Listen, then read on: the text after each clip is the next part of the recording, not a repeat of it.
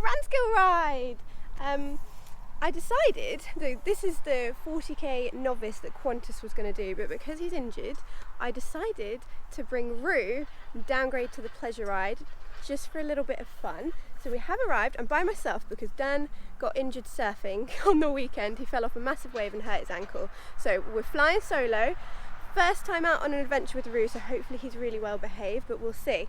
I thought I would give you a little look at my kind of competition outfit because I'm quite happy. I've got a new top. I've been completely influenced by some equestrian YouTubers, but I'm glad because it's really lovely. So I've got a white toggy long sleeve top. I've got my Edwin Bell Designs custom belt, Noble Outfitters riding tights and some Noble Outfitters sock, and I'm actually feeling really good. I feel like if you look good, you feel good, you perform well. So it's time to get Rue off the lorry and hopefully he'll be good at the venue. Hello. Hey boy. Are you excited? Yeah? Well, Rue doesn't seem particularly bothered. Oh, good boy. Do you need a wee? Obviously, you're weeing. Duh. Good colour too. Is it just endurance riders that are obsessed with their horses being comfortable enough to wee and the colour because we're obsessed with hydration, or do other disciplines do that too? Good boy. So I've actually, on my way to get my number, I just saw my very first ever young rider chef to keep, and actually it was really nice to see her because she gave me a little bit of a pep talk, as she always does, to kind of remind me about like how long it took to get Tissy to where she was, and to be patient and kind of give me that boost of like, she's like, you know you're good enough, it'll come. And it was really nice to hear that. Sometimes you just need a bit of a pep talk, and thank you, Sue, you gave me one. So off to vetting now. You're going to be good, huh? Oh, good boy. You all decked up and ready to go? Yeah? A little bit naughty to be tied up to the lorry. He kept running free when I was tacking up and his saddle spun round because it was attached to the breastplate, but actually once it spun round and it was hanging in front of his chest, he stood completely still. So top marks for being cool, calm and collected, Rue. Off we go.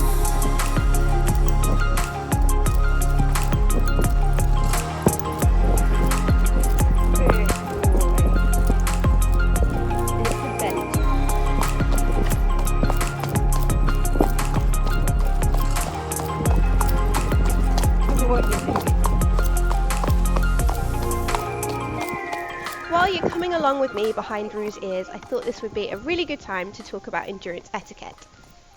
Now, I'm pretty sure that this will vary from country to country. So this is kind of the unwritten rules, and some of them written, of endurance riding in the UK.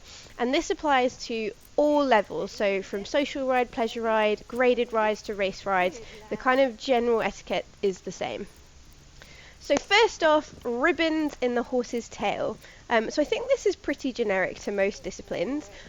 Green means it's a novice horse, red means that it's likely to kick, and blue means it's a stallion. Now, regardless of whether a horse has ribbons in its tail or not, I always leave an appropriate gap because you never know if a horse might kick, or even you stand on a horse's back feet and cause them an injury. So even if they don't have a red ribbon, stay well away from a horse's bum. But I do take extra care around any horses that have a green ribbon because they are normally a novice or a nervous horse. When coming up behind another horse, I will always ask if it is okay to pass, and I wait for their response. I always make sure that I'm doing it in a safe place as well. So if you're on a single track, I don't even ask to pass. I just stay well back so I'm not pressuring the horse in front to go any faster. They don't feel like they're in my way. And I literally wait to ask until it's safe to do so and it's wide enough. If it's a novice horse, or it looks like it's nervous, it's kind of shifting, then I'll completely slow down to a walk and pass super slowly.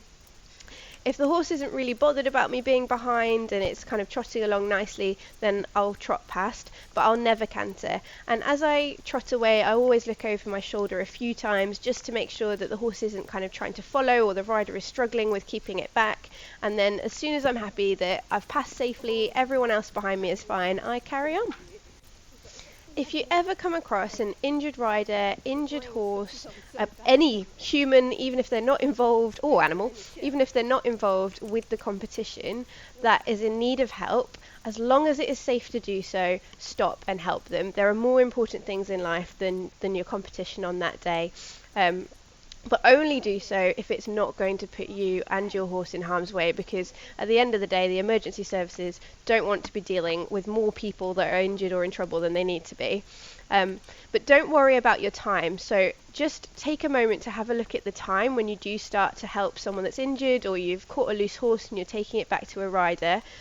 And then when you get to the next checkpoint, tell them how long you spent helping that person. And then the technical delegate of that ride will then probably award you that time back, so that your average speed won't be affected by you being a lovely person and helping someone else out. Endurance rides in the UK only run because there are so many amazing volunteers that help throughout the ride, before and after setting it up. But on ride day, you'll see stewards on gates, on road crossings, on any sections that might be difficult, and you'll also see people volunteering on the checkpoints. Now, I think it's really, really important to be super polite to these people, to thank them, and it's also our responsibility to make sure the checkpoint has taken our number down. So when I come to a checkpoint, I always say hi, and I tell them my number, and then I always say thank you. Always listen to the stewards on a road crossing or anywhere. They're giving up their time, and you don't want to cause a dangerous situation by not listening to someone. And always give them a smile, because it goes a long way.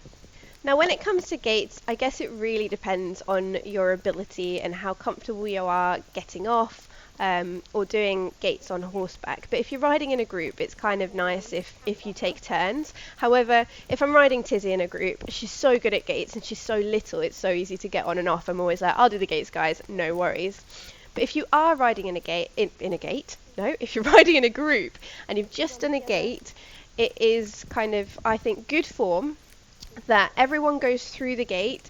Make sure that you move far enough on. I've seen so many people stop a little bit too soon to wait for someone, and then you've got kind of a crowd of horses and not much room to close the gate. So make sure you move far enough on and there's plenty of room between any of the horses in your group, but wait for the rider that just did the gate for you to get back on, have their reins and their stirrups, make sure they're safe and secure before going off. I've actually seen quite a few people just canter off once they've been let through a gate, and there's nothing worse than trying to get on a horse that's like, I want to go too, and is spinning around. So make sure to be super polite. Sometimes I will say, if there's a really big group and I kind of want to disperse the group a little bit and I'm doing the gate, I'll be like, don't worry guys, everyone go, because I know what Tissy's reaction is going to be.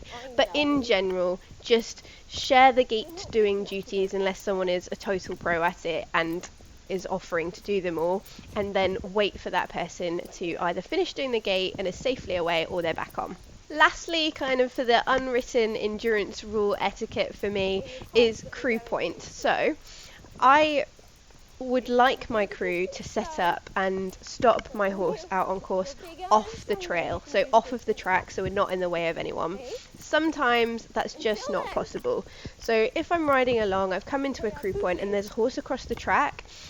If it's drinking, I will literally just stand there, wait for it to finish drinking, and then ask to pass, because there's nothing worse than kind of someone that just barges past and your horse stops drinking and then they get stressed and you've basically caused a whole issue. So if there's a horse drinking and it's in your way, just wait. It's only a couple of minutes maximum, and then move through.